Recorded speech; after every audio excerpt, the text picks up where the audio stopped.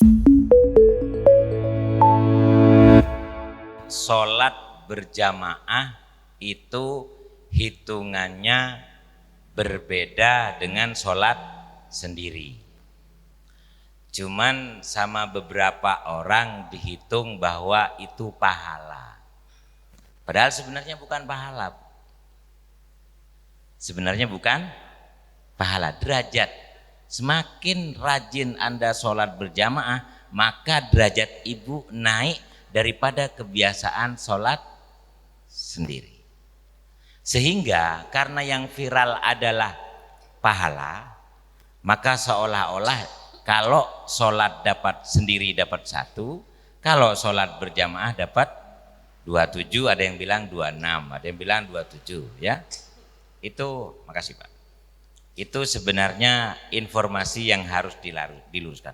Padahal sebenarnya kalau mau kita hitung, sholat berjamaah itu jauh lebih banyak daripada hanya 27 itu tadi.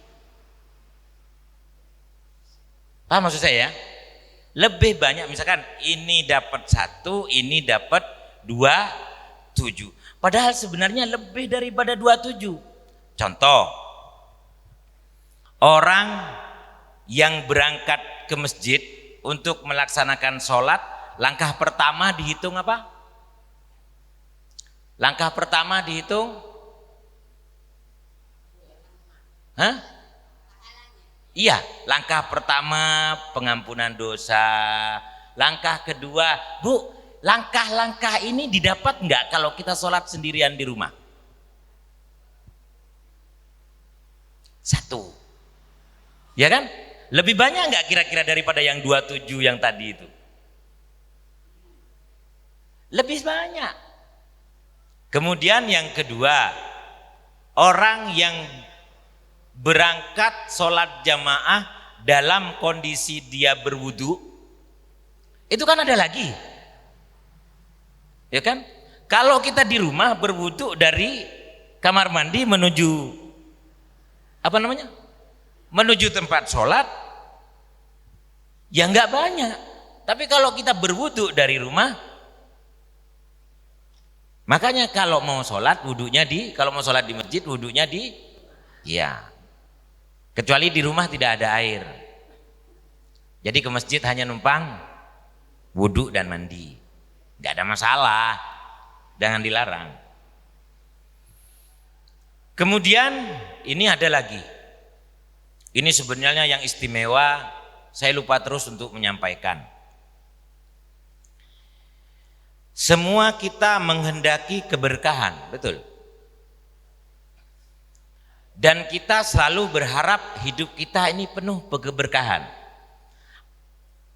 Tapi tahukah kita bahwa Nabi mendoakan umatnya untuk mendapatkan keberkahan itu?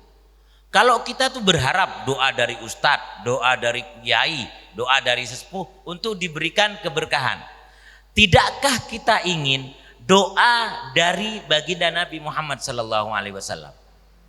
Apa doanya baginda Nabi terhadap keberkahan? Allahumma barik fi ummati fi bukuriha. Ya Allah, berkahi umatku di pagi harinya. Artinya apa? Di subuh. Orang sholat subuh itu didoakan sudah lama oleh baginda Nabi, diberikan Orang kadang-kadang berharap keberkahan, subuh nggak pernah bangun, Pak. Halo? Masuk enggak? Orang berharap keberkahan tapi subuhnya terlambat. Orang berharap keberkahan di dalam hidupnya tapi subuhnya males-malesan. Kemudian, nah itu Bu ya, itu lingkaran antara 1 dengan 27. Oke? Kemudian kalau terlambat, makanya ada hadis Nabi yang menyatakan bahwa takbiratul ihram bersama imam itu sangatlah penting. Makanya kemarin saya sampaikan, kalau kita sholat sunnah, imamnya sudah mau takbir, kita batalin sholat kita. Karena yang lebih penting adalah takbir bersama imam. Perkara terlambat itu dapat berapa, takbir bersama imam dapat berapa, itu bukan ranah saya untuk menilai. Gitu ya. Yang penting siapa yang sudah istiqomah ke masjid, kan banyak hitung-hitungannya.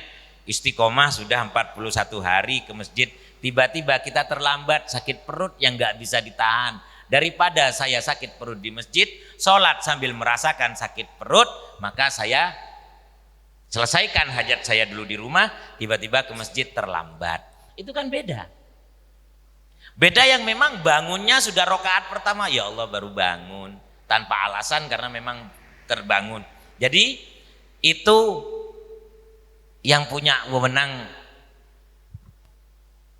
bukan kita yang berikan penilaian. Gitu ya Bu ya. Yang penting fokus sudah, sholat jamaah, sholat jamaah, sholat jamaah. Kalaupun terpaksa itu harus sholat sendiri, maka silahkan dilakukan. Kan banyak Bu triknya. Contoh, kadang-kadang begini Pak, kemarin saya sampaikan di sebuah masjid. Dia terlambat bangun, bangunnya sudah adzan. Oke? Tatkala adzan dia masih punya ritual sebelum subuh, misalkan mandi wajib, masih ke kamar mandi, sehingga sholat di masjid sampai selesai. Kadang-kadang orang sudah malu untuk ke masjid, padahal orang ini terbiasa untuk ke masjid. Potensi kalau di rumah sudah nggak ada teman untuk diajak sholat tapi kalau dia berangkat ke masjid, kemudian ajak salah satu jemaah untuk sedekah sholat, maka dia akan dapat keistimewaan sholat berjamaah. Kadang-kadang kan kita malu, bagus. Kok masjid wis telat? Aduh lah, apa meneh salipan? Bah, ada nanti sholat subuh. Ada wis buyar. Ini kadang-kadang yang saya banyak sering sekali kejadian terlambat ke masjid. Malu saya? Enggak. Ngapain malu? Kita sama-sama manusia Bu. Meskipun di perjalanan ada penyebabnya. Contoh, saya pernah mau sholat maghrib, mau berangkat, pas di depan saya kecelakaan. Masa enggak saya tolong? Halo? Saya mentingkan sholat jamaah saya atau saya tolong orang ini? Tolong. Begitu saya tolong, ternyata saya terlambat, sudah selesai, clear. Ya saya ajak jamaah. Bahkan waktu itu saya ajak imamnya. Mau saudara kau sholat sama saya? Ya, ayo. Sholat saya berdua. Malu. Kalau orang suudon, maka akan banyak bercerita. Oh, ustadz telah. Halo, ustadz telatan. Terus kita beribadah kepada Allah apa ngikirin omongannya orang-orang ini? Kita kan tahu penyebabnya apa. Kemudian ada lagi sebuah kejadian. Sudah bangun, sudah mau berangkat sholat, sudah mau berangkat ke masjid, sudah ngeluarin sepeda motor, sudah ngunci gerbang dari luar, perut muter-muter. Apa saya lanjutkan ke masjid? Kalau kita mau perasaan, kalau saya nggak lanjutkan ke masjid, akan begini. Terakhir, begitu selesai, tetap saya ke masjid Pak. Dan yang lebih luar biasanya waktu itu jadwal imamnya saya. Kalau mau berpikir, kalau mau pakai perasaan, tadi nggak datang giliran imamnya, giliran terlambat datang. Oh, ustadznya banyak urusan. Bla bla bla bla omongan orang. Tapi kalau kita menganggap bahwa ibadah kita hanya untuk Allah, kita akan berangkat. Omongan orang itu ditanya enggak nanti di alam kubur? Kalau beriman kepada manusia ruwet. Apa? Ruwet. Sudah cukup. Itu ya Bu ya. Kalau terlambat bukan urusan saya dan itu bukan anak kita. Sudah. Pokoknya kita ikhlas niat ibadah lillahi ta'ala.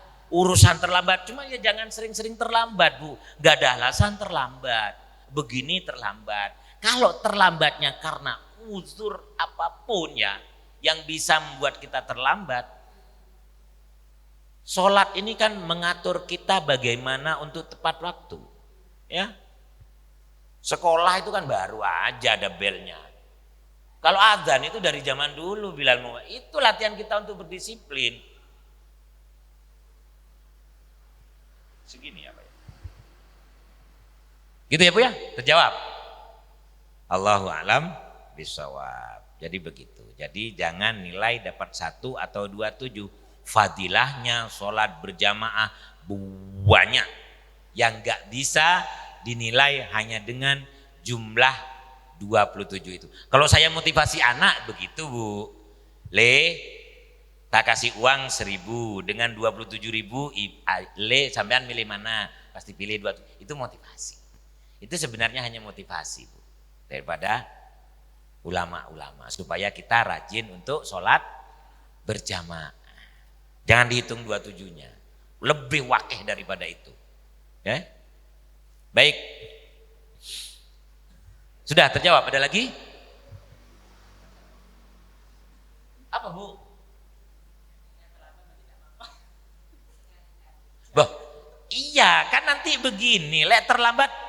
Yang sering saya tanyakan, kamu kenapa kok terlambat? Kan itu loh yang perlu ditanyakan kepada diri. Sudah, kalau kita terlambat itu jangan mikirin orang. Maksudnya kita yang harus tanya kepada diri. Kenapa kok terlambat? Oh nyantai. Oh anu ini telat. Oh tadi malam nonton sinetron dulu. Oh begini. Kan itu yang perlu ditanyakan. Ya? Bukan berarti pas boleh terlambat. Sudah kita dilatih untuk berdisiplin.